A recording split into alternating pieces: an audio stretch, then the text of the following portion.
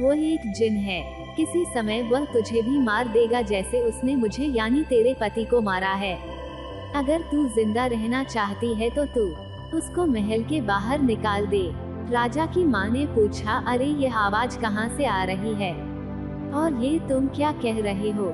वही आवाज फिर बोली, तू झूठ मूठ बीमार बनने का बहाना कर और अपने ठीक होने के लिए उससे मादा चीते का दूध मंगवा। उससे कह कि वह ये काम करने के लिए खुद वहाँ जाए और उसको लेकर आए। अगली सुबह भारी और दुखी दिल से राजा एक जंगल की तरफ जाता देखा गया जहाँ चीते और दूसरे जंगली जानवर घूमते हुए देखे जाते थे। जल्दी ही उसको एक मादा चीता दिखाई दे गई जो अपने 2 बच्चों के साथ धूप में बैठी हुई थी। उसको वहां देखकर वह एक पेड़ पर चढ़ गया और वहीं से उसके एक थन में तीर मारा। इत्तेफाक से उसके उस थन में कई दिनों से बहुत दर्द हो रहा था क्योंकि उसके पास ही उसके एक फोड़ा हो रहा था। राजा का तीर उस फोड़े में जा लगा जिससे वो फोड़ा फूट गया और मादा चीते को बहुत आराम मिला। मादा चीता इस आराम के लिए उसकी बहुत कृतज्ञ हुई। उसने ऊपर की तरफ देखा और उससे नीचे उतरने की प्रार्थना की। उसने उससे पूछा कि इसके बदले में उसको क्या चाहिए। राजा ने उससे कहा कि उसको कुछ नहीं चाहिए सिवाय उसके थोड़े से दूध के जो उसे उसकी बीमार माँ के लिए चाहिए था। मादा चीते ने तुरंत ही उसकी बोतल अपने दूध से भरकर उसको दे दी जो वह अपने साथ लेकर आया था। फिर उसने उसको अपने कुछ बाल दिए और उससे कहा, जब भी कभी तुम किसी मुश्किल में हो तो इन बालों को सूरज को दिखा देना, मैं तुम्हारी सहायता के लिए तुरंत ही आ जाऊंगी। राजा ने उसका वह दूध और उसके बाल लिए और घर आ गया। जब रानी माँ ने उसको मादा चीते का दूध लाता देखा तो उसे लगा कि शायद वह वाकई कोई जिन था। उसने अपने दिल में उसको मारने का पक्का इरादा कर लिया। वो फिर उस कमरे में गई जिसमें वह सिर रखा था और उसे अपना पूरा हाल बताया। तो उस बोलने वाले ने उससे कहा, इस बात से यह पता चलता है कि वो वाकई में एक जिन है। एक जिन के अलावा कोई और किसी मादा चीते का दूध ला ही नहीं सकता।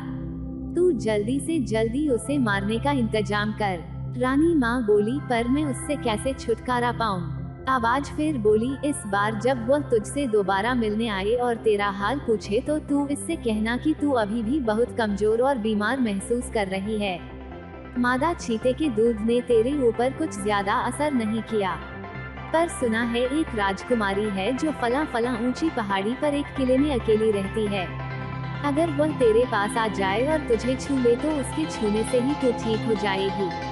ये सुनकर तेरा बेटा उस भयानक किले में जाएगा तो निश्चित रूप से रास्ते में ही मारा जाएगा।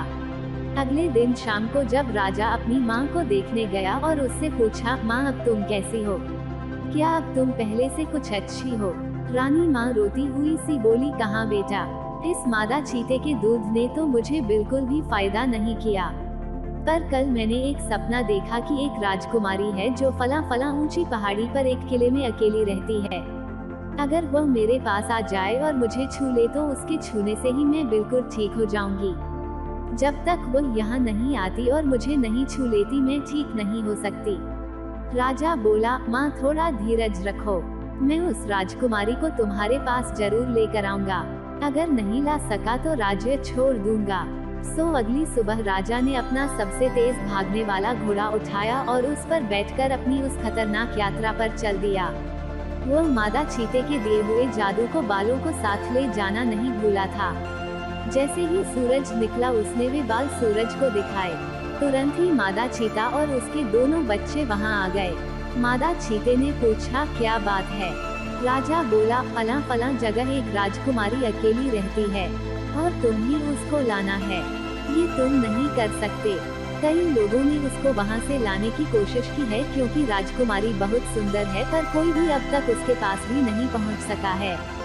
राजा बोला, मैं कोशिश करूँगा, चाहे इस कोशिश में मेरी जान ही क्यों न चली जाए।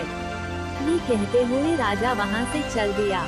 मादा चीता अपना भला करने वाले को इस तरह अपने को छोड़कर जाते हुए नहीं देख सकती थी, सो वह अपने दोनों बच्चों के साथ उसके पीछे पीछे दौड़ी और उससे अपने ऊपर चढ़ जाने को कहा। राजा उसके ऊपर बैठ गया और वे सब कुछ ही देर में उस किले के पास पहुंच गए।